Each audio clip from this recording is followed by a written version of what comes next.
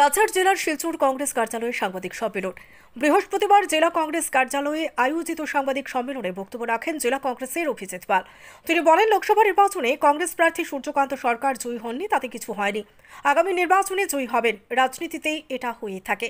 জয়ী হননি বলে দুঃখিত নয় কংগ্রেস।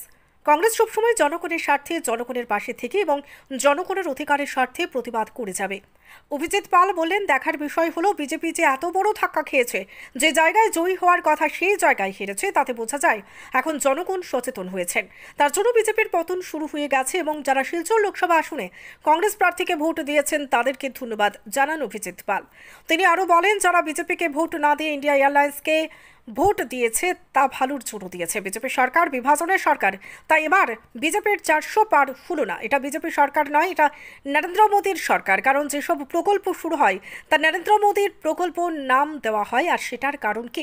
লোকসভা আসনে যে বিজেপি প্রার্থী জয়ী হয়েছেন তিনি জনগণের সেবার জন্য হননি, তিনি নরেন্দ্র মোদীজির সেবার জন্য জয়ী হয়েছেন। তৃণমূল কংগ্রেসের নেত্রী সুস্মিতা দেব তিনি কংগ্রেসের ভোট নষ্ট করেছেন, কারণ যে জায়গায় গিয়ে ভোট চেয়েছেন সেই জায়গাটি কংগ্রেসের এবং তৃণমূল কংগ্রেস সবসময় কংগ্রেস সরকারের বিরুদ্ধে কথা বলেছে।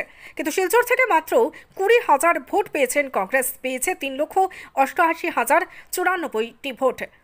তার জন্য সূর্যকান্ত সরকার ও জেলা সভাপতি জনগণের কাছে কৃতজ্ঞতা জ্ঞাপন করেন। কংগ্রেস দলের প্রার্থীকে সমর্থন করায় এবং কংগ্রেস নেতা রাহুল গান্ধীকে শুভেচ্ছা জ্ঞাপন করেন কংগ্রেস সদস্যরা।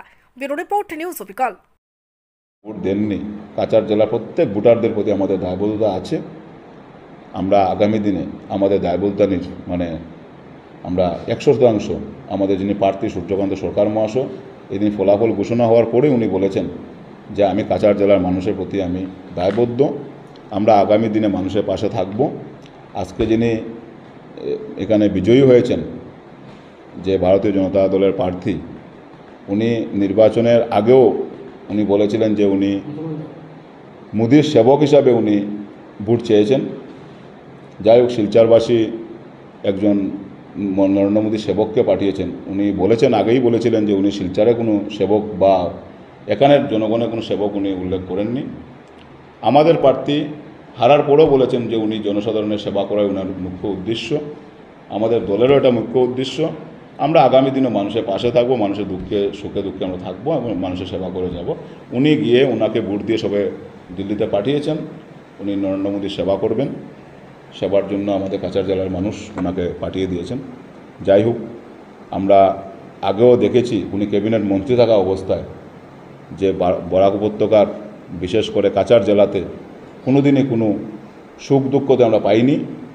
এবার আমরা আশা করছি বরাকের শিলচরের মানুষ যেভাবে ওনাকে স্বতঃস্ফূর্তভাবে ভোট দিয়ে পাঠিয়েছেন, হয়তো আগামী দিনে শিলচরের যেগুলা সুবিধা অসুবিধা নিয়ে নিশ্চয়ই উনি সংসদে সোচ্চার হবেন। আমরা দেখেছি কিছুদিন আগে বন্যার প্রায় বন্যার অবস্থা ছিল, অনেক জায়গাতে বন্যায় কবলিত হয়ে অনেক মানুষের মৃত্যু হয়েছে। কিন্তু আমাদের প্রার্থী ভোট তখন ইভিএমে বন্ধ ছিল, কিন্তু আমাদের প্রার্থী দিনরাত্র মানুষের পাশে গিয়ে দাঁড়িয়েছেন।